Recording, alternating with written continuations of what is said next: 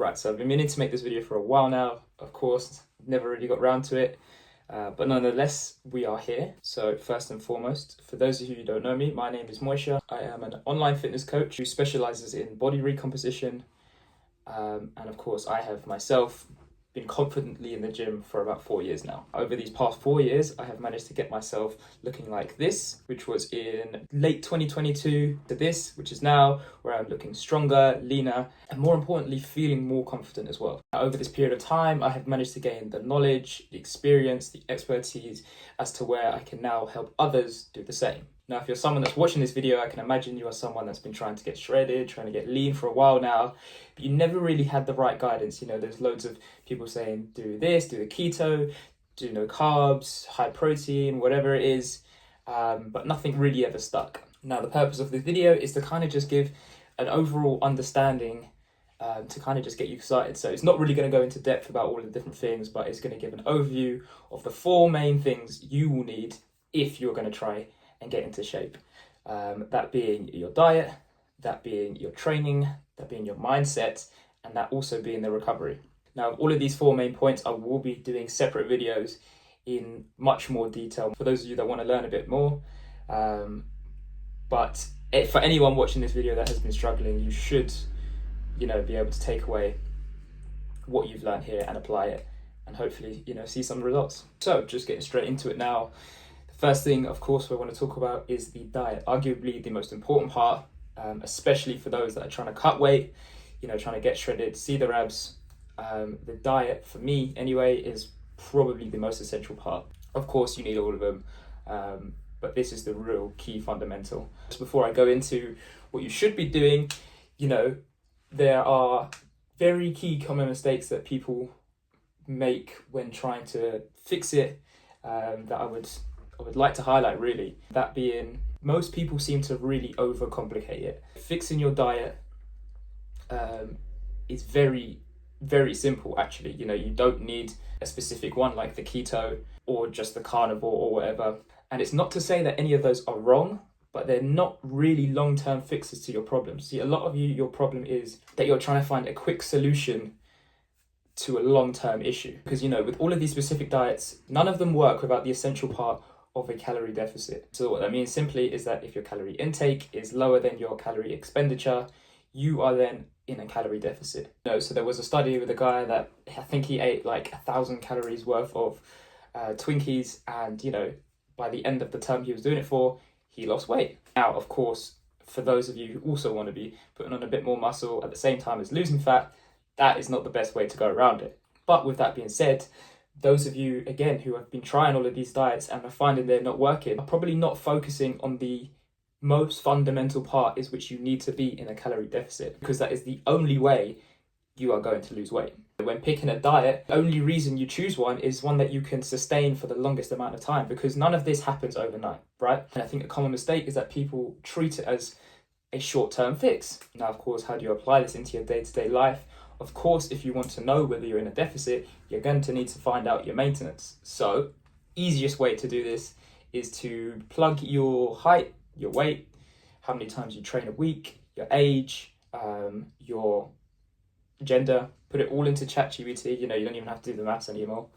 And it should tell you roughly what your maintenance is. Once you figure that out, you want to choose a certain deficit which you are comfortable doing. Of course, the more the deficit, the more weight you will lose, but it's not very sustainable if you're doing 1,000 calorie deficit. When it comes to your macros, which is your carbs, your protein, and your fats, all of them have a part to play, and none of them really should be neglected.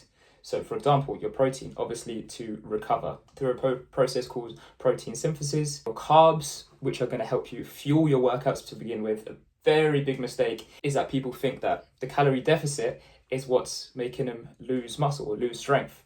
But then you'll look at what they're doing something like keto, or they've just, cut out carbs, not having enough. And then what happens is your strength goes down due to a loss of glycogen, which is essentially what the carbs are for. And then, of course, your fats.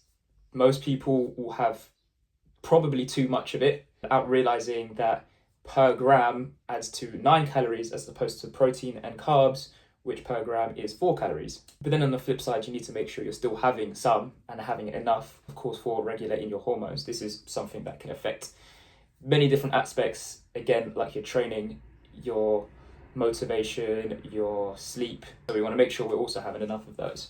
Pick something that's comfortable with you, that's making sure you're able to get enough carbs, enough protein, and enough fats, given the numbers I've just told you. Then from there, all there is to just be patient, keep going at it. Whether you make mistakes or not is not important. Everyone does it. In fact, it's a good thing until you finally see the result you like. So with that wrapped up, the next point is the training. Now, the biggest mistake when it comes to training is people assume they're supposed to change their reps, their weight, depending on whether they're cutting or bulking. I mostly deal with people that are trying to cut, but either way, everyone should be training the same way. That is to have high intensity workouts, the same rep range of about 6 to 10, pushing for that progressive overload. I know that, of course, it only happens once you already gain strength. That's what progressive overloading is. But you should still be pushing to do more each time, whether that is in reps or it is in weight. What your weekly schedule should look like is completely up to you. I would say that you should be training each body part about 2 times a week. No less, no more. It's a perfect amount to have enough recovery and a perfect amount to, of course, make sure you are constantly trying to gain strength. For me personally, the easiest way is to do a 5-day split.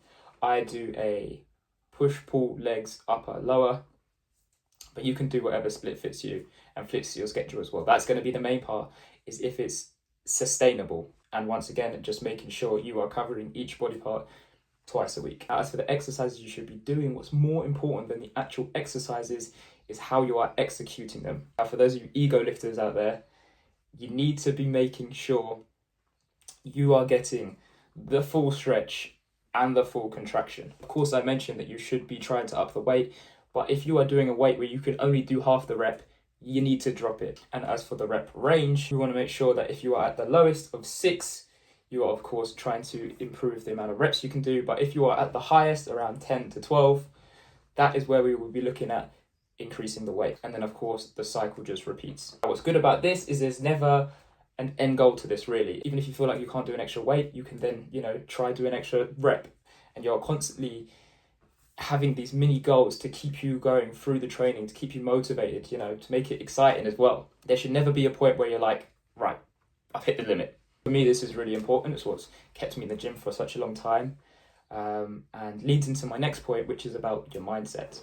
For me, the easiest way I've managed to stick to it, and I've managed to help the clients that I work with also stick to it, is to find a way to make it firstly enjoyable and something they can incorporate into their lives. It becomes a routine almost, as to where when you don't do it, it feels wrong. Because at the end of the day, you never feel bad for going to the gym, and you never feel bad for, eating the right foods. Of course, just having this view on what you're doing makes it so much easier to stick in the long run, because that's only how you're going to see results. It is not a short thing. This is not a quick fix. It is a long-term strategy, which also means, it doesn't need to be perfect. A lot of people think that they have to be on top of it every single day for the rest of their lives. And that's quite scary to think that you're only going to see a result if you are on top of it every day. If you're never making a mistake, you are not going to go through this without making mistakes. In fact, it is a good thing if you do. I promise you now, the only way you will learn is through the mistakes. I myself have been in the position where I've tried these different diets and none of them have worked. Not because there's anything wrong with the diet, but simply because when you make the mistake, you kind of give up because you think, I have to start again now from the very beginning. Now again, which if you hadn't seen it as a short-term fix rather than something you're going to implement into your day, something as a long-term goal, without putting that kind of time frame within it, having that one day where you make a mistake, having that one day where you just have an off day, it doesn't feel so drastic because you're looking at it in a long-term perspective. Now, of course, I'm not trying to say keep making mistakes and keep slipping up. Do try learn from them. But at the same time, when you do make the mistakes, do not let yourself feel like this is it. Learn from it, take accountability, acknowledge you have made some slip up, a mistake, and just move on, Now, the last point for your mindset, and I think for me this is super, super important, is acknowledging your why. Now, what I mean by this is acknowledging why you were doing this in the first place. If you want to be able to sustain having the right training, having the right diet, you need something that's you need a reason to be doing so in the first place. Otherwise, you're gonna look at your diet, you're gonna think, oh right, I'm eating less than my means, or you're going to the gym and you're thinking, oh, why am I even here? Really sit there and think about what it is the reason you want this to begin with. And what I don't mean by this, for example, is something like, oh, I just want to look good. Everyone wants to look good. But what you need to think about is why you want to look good. Are you in a position where you don't have any confidence? Are you in a position where you think people look at you in a certain way because you're out of shape? Do you want to fit better into clothes? These small different things, which of course results in you wanting to look good. These are things to not overthink, not put yourself down for, but to chase. We all need something to chase. These are going to be your fundamental reasons why you were doing all of this to begin with, and hopefully the reasons why you continue to do so. Now, last but not least is your recovery. This is only really a short one, but recovery seems to be the one that people forget to acknowledge. Now, the obvious part is you need to be getting your 8 hours of sleep. I promise you now, when I get 6 hours of sleep, I wake up grubby. I just have no motivation to do anything. My gym workouts aren't as good. But hitting that 8 hour mark, maybe even 9, I wake up in the morning, I'm leaner, I feel better, I'm more driven. And of course, during your sleep, that's when you produce your most growth hormones. So this is going to help you build that muscle where your body is doing most of its resetting. And actually, it's burning a lot of calories in your sleep. People think that the training is what burns most of the calories. But when you take it as a proportion of your whole day, it's not really a lot. Unless you're doing marathons every day, you're not burning an awful lot of calories doing your steps on the Stairmaster or walking on a treadmill, or running on a treadmill even.